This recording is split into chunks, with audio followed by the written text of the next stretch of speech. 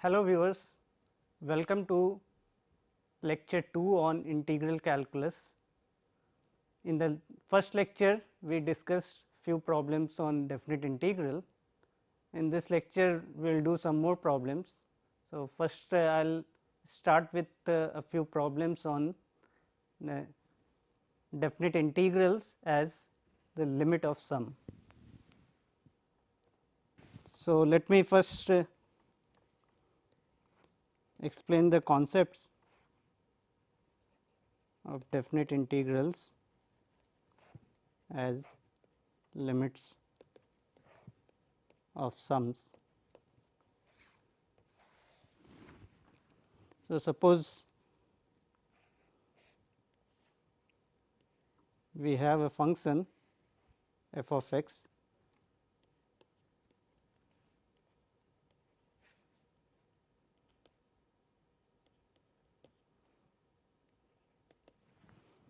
and we want to find the definite integral of f of x from a to b. So, what we know is that the definite integral gives the area under the graph of this function y equal to f x from a to b. Now, to evaluate this area, what we do is we subdivide this interval a b into n equal parts. So, let us call x naught is a, x 1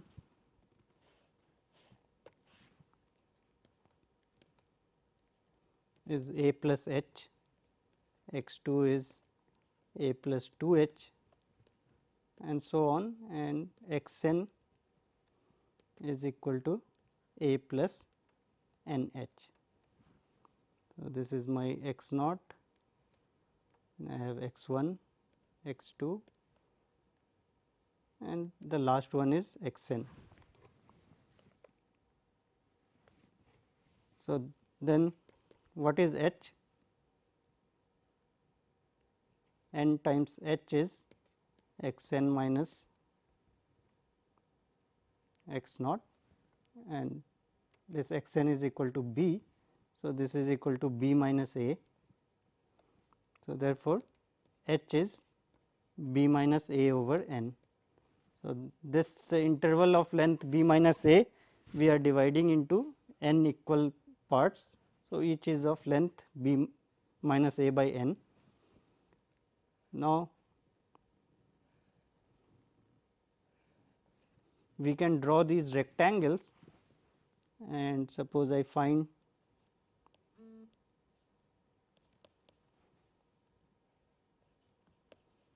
the areas of these rectangles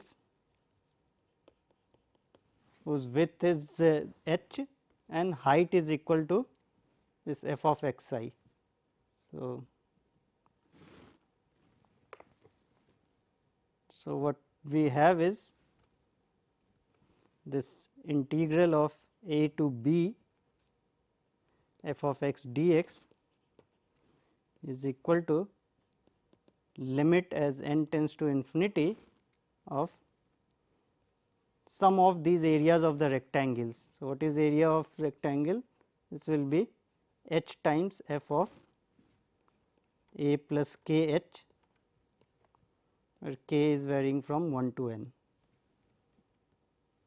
This is same as limit n tends to infinity of summation k equal to 1 to n b minus a by n, this is h, times f of a plus k times b minus a by n. So, this is the formula for definite integral in terms of limit of sum of these areas. So, in particular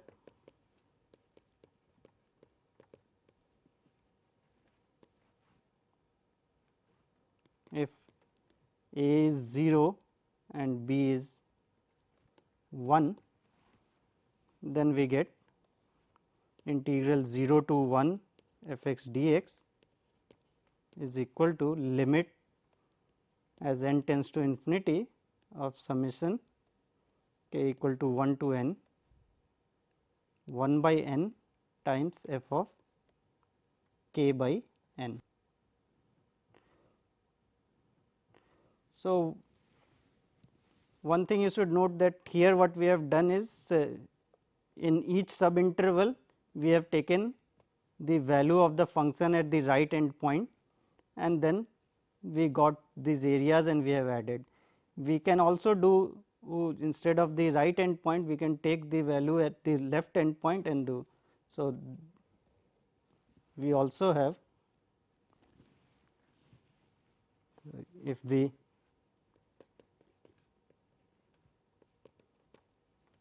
take the values of the function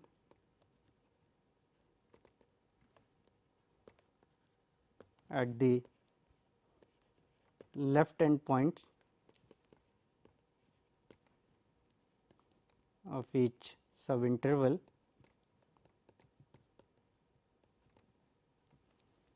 instead of the right end points,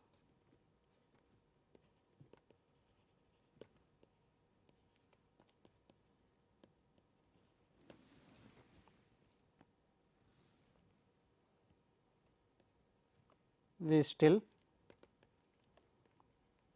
get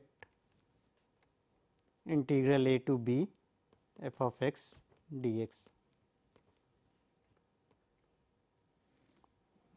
So, we can write integral of a to b f x dx is equal to limit n tends to infinity and summation k equal to 0 to n minus 1 and the width is b minus a by n times f of a plus k times b minus a by n. So, instead of starting from k equal to 1 to n, if we start from k equal to 0 to n minus 1, this gives the integral. So, in some problems maybe you have to take this. In fact, one can take any point in the subinterval and that will still give the definite integral of f x from a to b. So, now let us start with some problems. So, question 1, suppose for a in R with mod a strictly bigger than 1, let limit of n tends to infinity 1 plus cube root of 2 plus cube root of 3 so on up to cube root of n divided by n to the power 7 by 3 times 1 by a n plus 1 square plus 1 by a n plus 2 squared up to 1 by a n plus n squared. This limit is given to be equal to 54. Then the possible values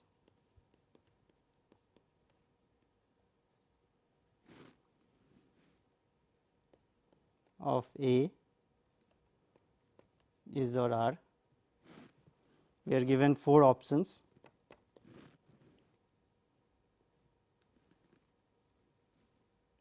A is minus 9 or minus 6,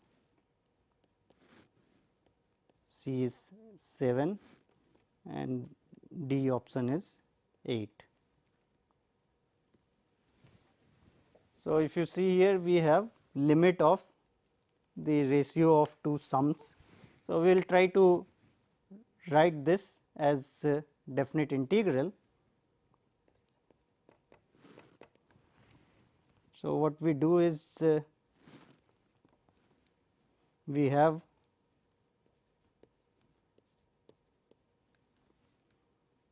limit n tends to infinity. In the numerator we have summation of r to the power 1 by 3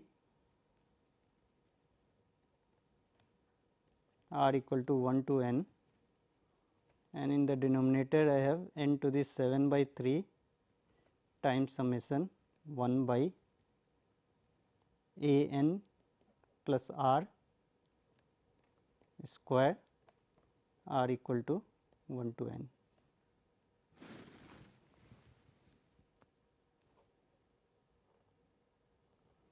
Now, somehow, and this limit is we have to write as definite integral. So, what I will do is I will write this is equal to limit n tends to infinity. I write this as summation of r by n raised to power 1 by 3, then I have to multiply by n to the 1 by 3. So, this is the numerator, and in denominator I have n to the 7 by 3, and again I want to write as r by n. So, I will take n common from the denominator here. So, I have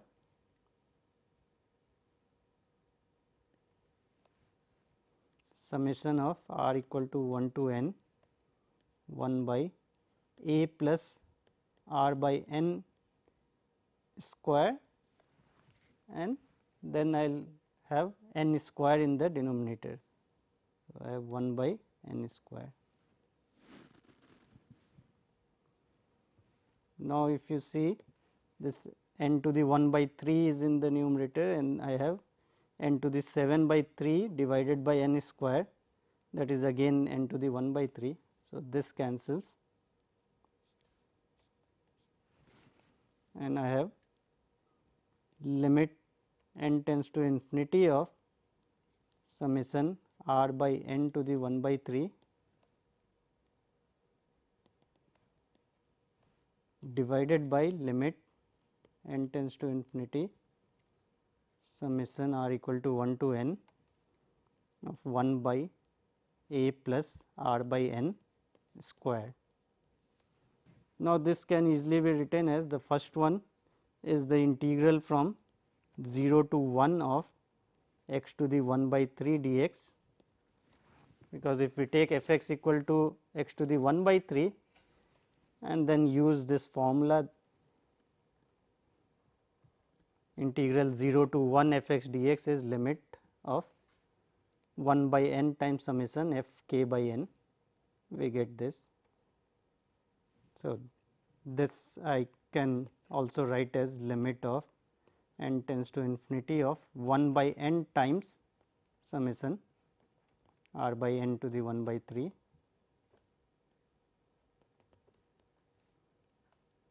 and the denominator is again 1 by n times summation 1 by a plus r by n square. So, now the numerator becomes the integral of x to the 1 by 3 from 0 to 1, and the denominator is integral from 0 to 1 of 1 by a plus x square. This can easily be evaluated. So, this will give 3 by 4 x to the 4 by 3 from 0 to 1 divided by minus 1 by a plus x from 0 to 1. So, this is equal to 3 by 4 a times a plus 1 simplification. Now, this limit was given to be equal to 54. So, 3 by 4 a times a plus 1 is equal to 54. This implies a square plus a is equal to 72, which implies a square plus a minus 72 is equal to 0, and this gives a minus 8 times a plus 9 equal to 0. So, a is either 8 or minus 9.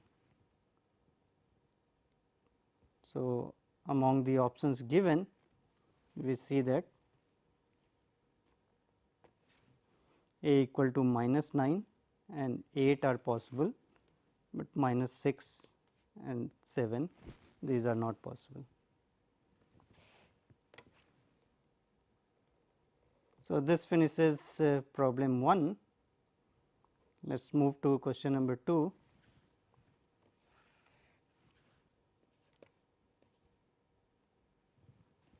So, question 2 says, for every natural number n,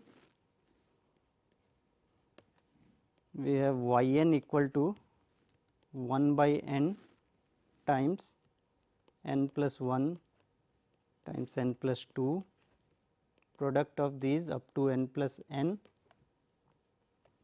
whole raised to power 1 by n,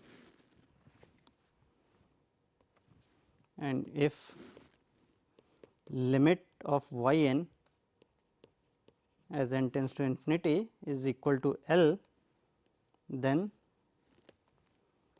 the value of greatest integer of L equal to what?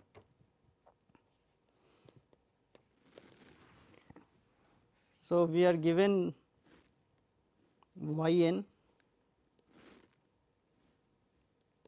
is equal to 1 by n times n plus 1, n plus 2 up to n plus n whole raised to power 1 by n.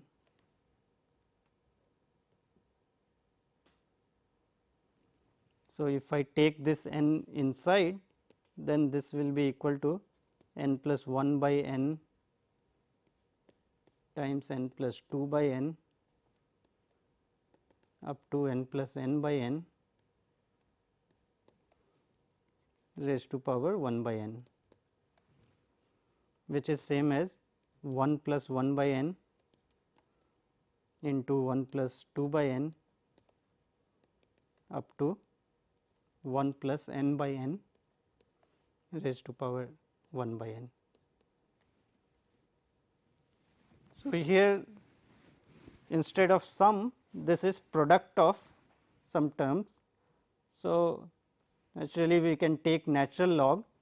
So, this implies natural log of y n will be equal to 1 by n times summation of log of 1 plus k by n, k is equal to 1 to n.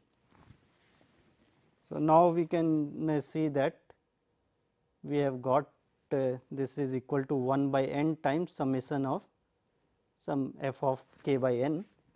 So, this implies limit of n tends to infinity of log y n is equal to limit n tends to infinity of summation of 1 by n times log 1 plus k by n, which is equal to integral of 0 to 1 of log of 1 plus x dx. This we can easily evaluate. So, we can integrate by parts here. This is equal to x times log 1 plus x from 0 to 1 minus integral 0 to 1 of x by 1 plus x dx. This is integrating by parts.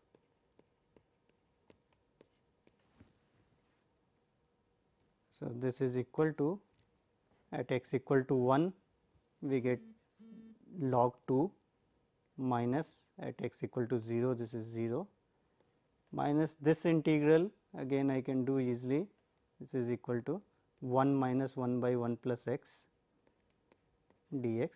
So, this is equal to log 2 minus x minus log of 1 plus x from 0 to 1. This gives log 2 minus 1 minus log 2, and at 0 it is 0. So, this gives 2 natural log of 2 minus 1, which is equal to natural log of 4 minus 1 I can write as natural log of e. So, this is equal to log of 4 by e. So, what we have got is that the limit of natural log of y n is equal to this. So, limit of natural log of y n is equal to natural log of 4 by e. Taking exponential,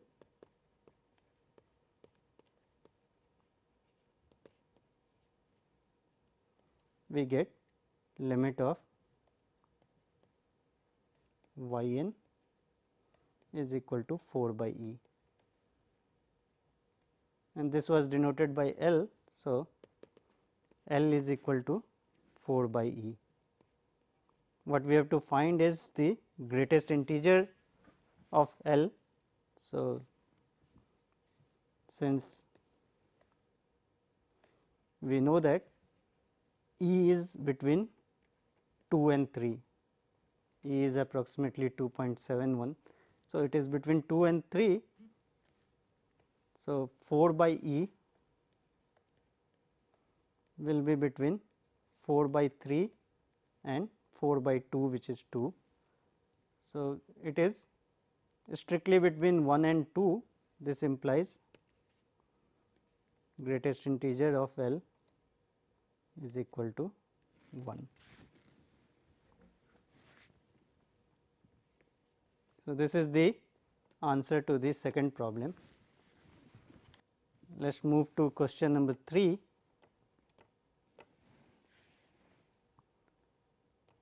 So, here we are given f x is equal to limit as n tends to infinity of n to the n times x plus n times x plus n by 2 up to x plus n by n divided by n factorial times x square plus n square times x square plus n square by 4 up to x square plus n square by n square. This whole raised to power x by n. So, f x is given to be this limit for x bigger than 0, then which of the following options are correct? Option A is f of half is bigger than equal to f of 1. Option B is f of 1 by 3 is less than equal to f of 2 by 3. C is f prime of 2 is less than equal to 0, and D is f prime of 3 divided by f of 3 is greater than equal to f prime of 2 divided by f of 2. So, first we have to somehow simplify this limit.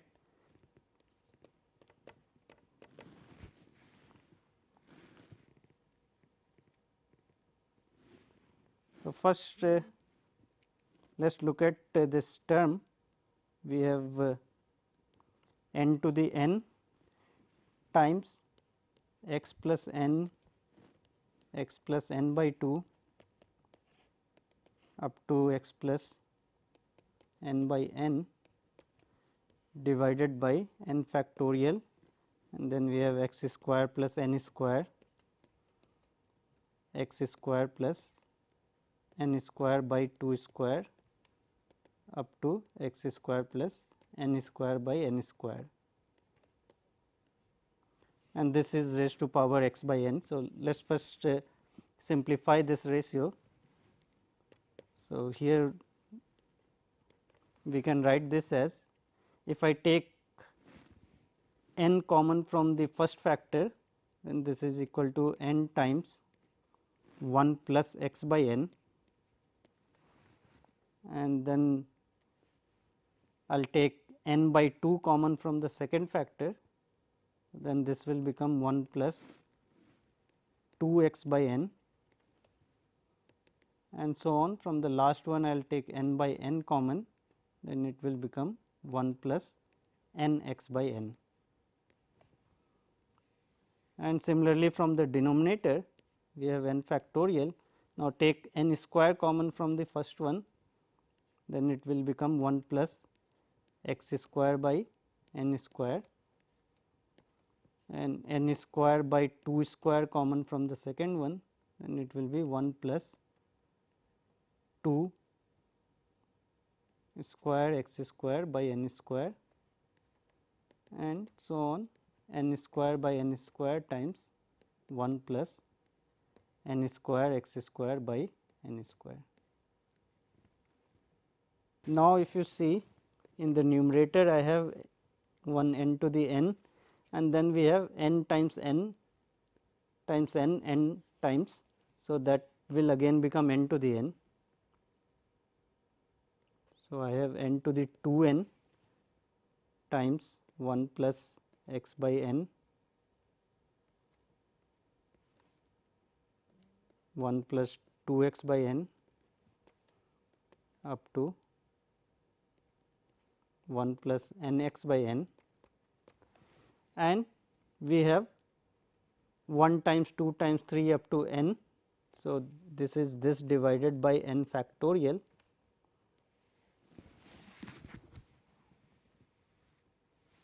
This is the numerator, and in the denominator we had 1 n factorial, and we have n square multiplied n times. So, that will become n to the power 2 n, and in the denominator I have here 1 square, 2 square, 3 square up to n square. So, that is n factorial squared, and then we have this product 1 by x square by n square, 1 plus 2 square x square by n square, all the way up to 1 plus n square x square by n square.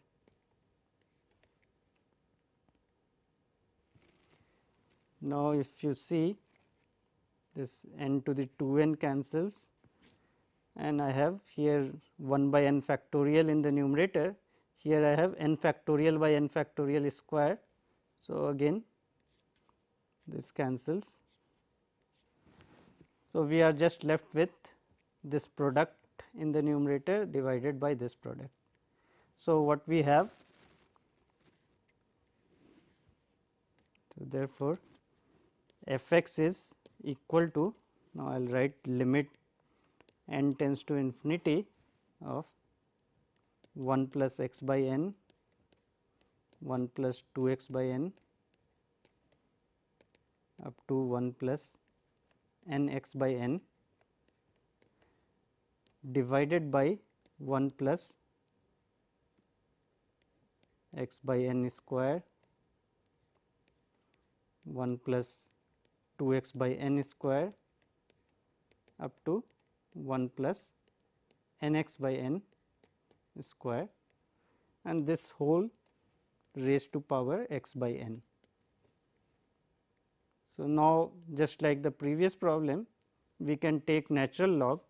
This implies log of f x is equal to limit n tends to infinity x by n times log of this. So, that will be equal to summation log 1 plus k x by n, k equal to 1 to n, minus summation log 1 plus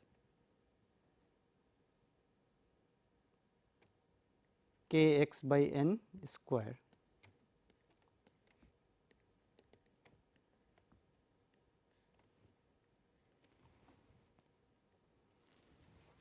So, this is because log is a continuous function. So, log of this limit I can write as limit of the log, and we get this. Now, this is equal to limit n tends to infinity x by n times summation log 1 plus k x by n. This is one limit minus limit n tends to infinity x by n times summation k equal to 1 to n log of 1 plus k x by n square.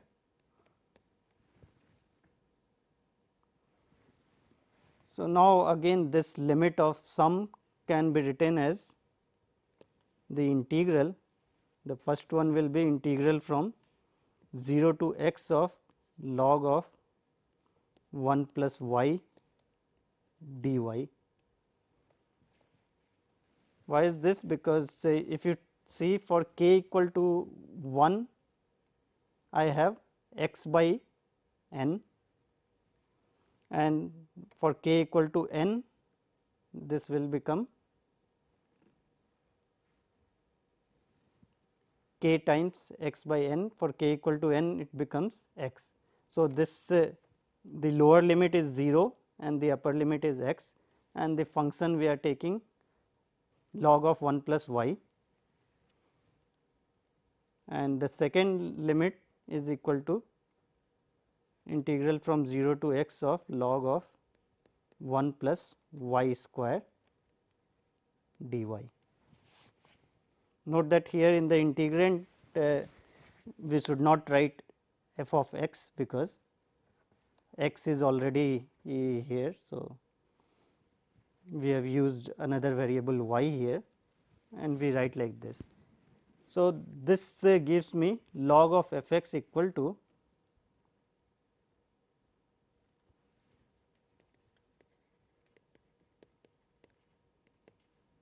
integral from 0 to x of, I can write log of 1 plus y divided by 1 plus y square dy. Of course, we should not try to evaluate this integral, because the second integral is not easy to evaluate. So, now we should look at the options and try to see what we can deduce. So, if we see options A and B, we have to compare f of half with f of 1 and f of 1 by 3 with f of 2 by 3. So, if we can calculate the derivative, we can see whether the function is increasing or decreasing, and then we can deduce this. So, that is easy to do here. So, we differentiate this, differentiating with respect to x, we get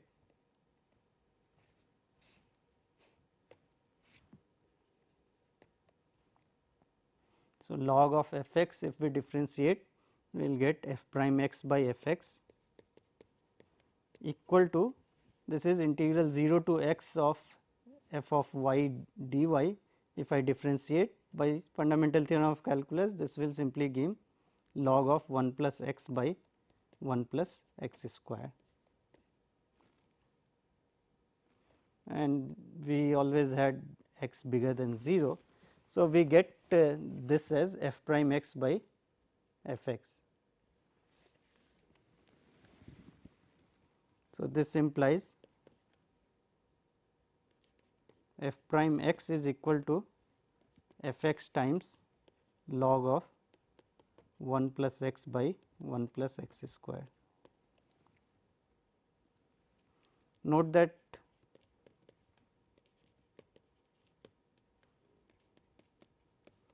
f x is clearly positive, because f x was, if x is positive, then this term is positive for every n. So, f x is positive, and what about log of 1 plus x by 1 plus x square? So, and log of 1 plus x by 1 plus x square, this is positive if x is between 0 and 1, because if x is less than 1, then 1 plus x will be bigger than 1 plus x square. For x between 0 and 1, x square is smaller than x. So, this ratio 1 plus x by 1 plus x square, this is bigger than 1, and log of anything bigger than 1 is positive. But if x is bigger than 1, then the denominator has x square, this is bigger than x. So, this ratio 1 plus x by 1 plus x square becomes less than 1. So, this becomes less than 0 if x is greater than 1. So, therefore, f dash x is greater than 0 if x is between 0 and 1, and this is less than 0 if x is bigger than 1. So, what does this tell us? So, this implies f is an increasing function on the interval 0 to 1, and it is decreasing function on 1 to infinity. So, if we see the options, f of half and f of 1, between 0 and 1 f is increasing. So, f of half will be less than f of 1. This implies f of half has to be less than f of 1, and f of 1 by 3 will be less than f of 2 by 3. So, option A is incorrect, but B is correct. Now, C and D options, C asks for f prime 2 and D is comparing f prime 3 by f 3 with f prime 2 by f 2. So, these again we can get from what we have calculated. So, let us see what is f prime 2.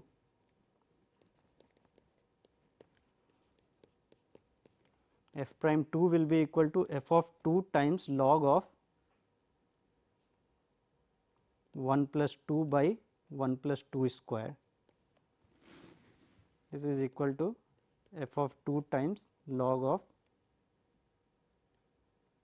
3 by 5. So, f of 2 is positive and log 3 by 5 is negative. So, this will be less than 0. So, option C says f prime 2 less than equal to 0. We know that f prime 2 is less than 0. So, C option is correct. And what about D option? We have to see f prime 3 by f 3 and f prime 2 by f 2. So, we have f prime x by f x is equal to log of 1 plus x by 1 plus x square. Therefore, f prime 3 by f 3 is equal to log of 4 by 10, which is log of 2 by 5, f prime 2 by f 2, this we have already calculated, is log of 3 by 5. So, log is strictly increasing function. So, log 2 by 5 is less than log 3 by 5. So, this implies f prime 3 by f 3 is strictly less than f prime 2 by f 2.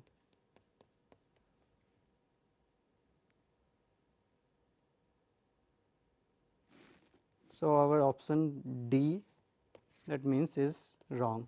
We have the other inequality. So, B and C are correct option.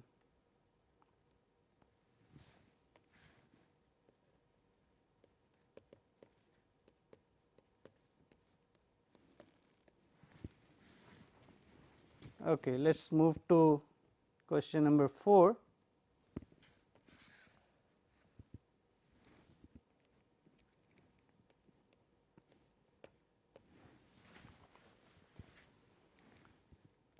So, let f x is equal to integral from 1 by x to x of e to the power minus t plus 1 by t divided by t dt for x in 0 to infinity, then which of the following options are correct? F is increasing on 1 infinity, B, f is decreasing on the interval 0 to 1, C, f of x plus f of 1 by x, this is equal to 0 for all x in 0 to infinity, and D option is f of 2 to the power x is an odd function of x on R. So, here we are given f x as a definite integral, and then we have to find these options. So,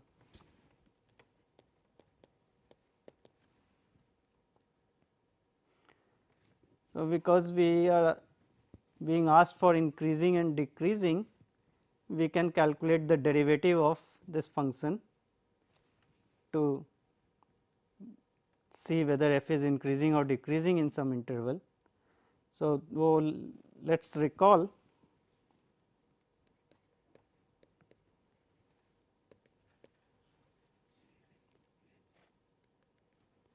if we take the derivative of some f t dt from some function a x to b x, then what is this? So, this is equal to, we evaluate f at the upper endpoint b of x and then multiply by the derivative b prime x minus f of a x times a prime x. Right. So, this is the general formula for derivative of definite integral, where the limits of the integrals are functions of x. Right. In particular, when we have integral from a to x, then we simply get f of x, but here f we have to evaluate at the upper end point times the derivative of the upper one minus f at the lower end point times the derivative of that. So, we have f x as 1 by x 2 x e to the minus t plus 1 by t divided by t dt. So, if I differentiate this, then f prime x will be equal to e to the power, first we put t equal to x in the integrand. So, that is x plus 1 by x times the derivative of x, which is 1, minus we have to put t equal to 1 by x.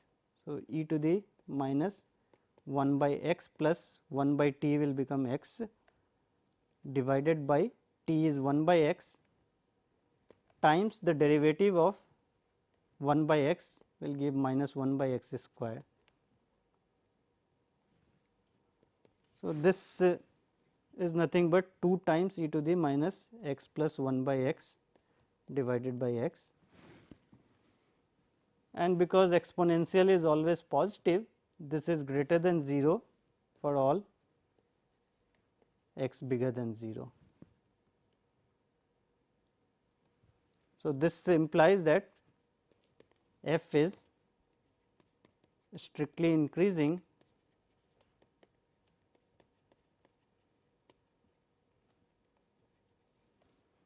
on the interval 0 to infinity. So, f is an increasing function on the whole 0 to infinity.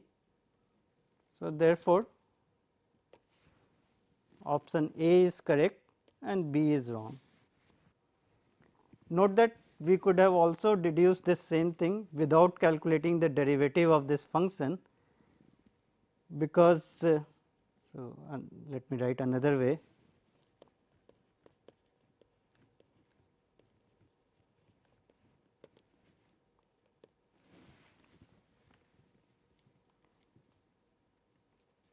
We see that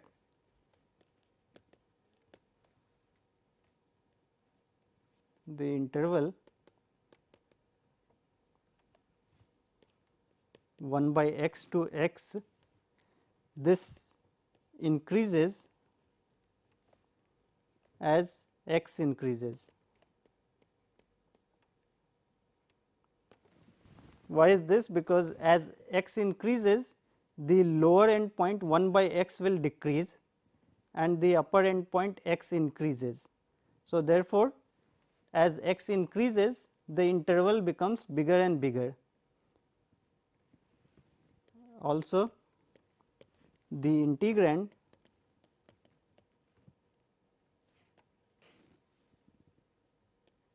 is positive, because integrand is exponential divided by t. For t positive, this is always positive. So, if we have a positive function, then if we integrate it on a bigger interval, this will be bigger. So, therefore, f x is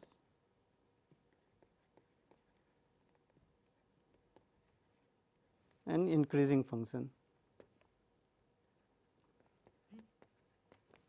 Right. So, even without calculating the derivative, one can easily see this by just seeing that the interval on which we are integrating this positive function is becoming bigger as x increases.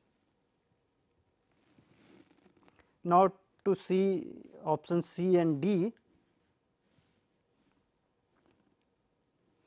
we have to look at f of x plus f of 1 by x. So, let us see what is f of 1 by x. F of 1 by x will be integral from x to 1 by x of e to the minus t plus 1 by t dt. We put t is equal to 1 by y, then dt is minus 1 by y square dy, and when t is equal to x, y is 1 by x, and when t equal to 1 by x, y is x.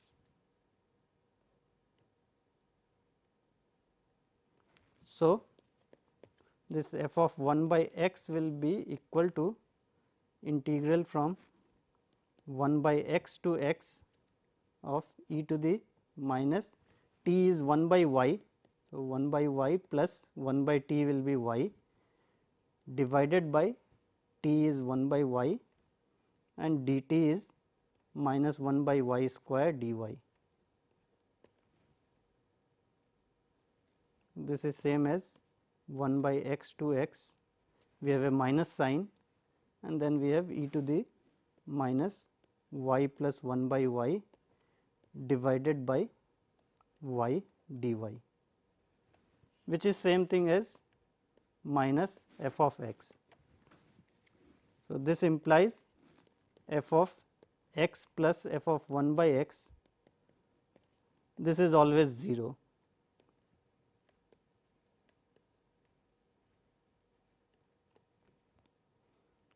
So, f of x plus f of 1 by x equal to 0, this is option C is correct. Now, what about option D?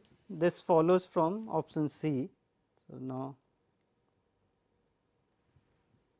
also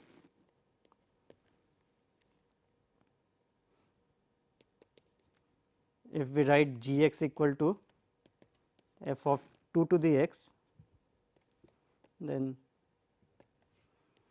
g of minus x is f of 2 to the power minus x, which is equal to f of 1 by 2 to the x, and we know that f of 1 by x is equal to minus f of x. So, this is minus f of 2 to the x, which is equal to minus g x. So, this implies g x is an odd function.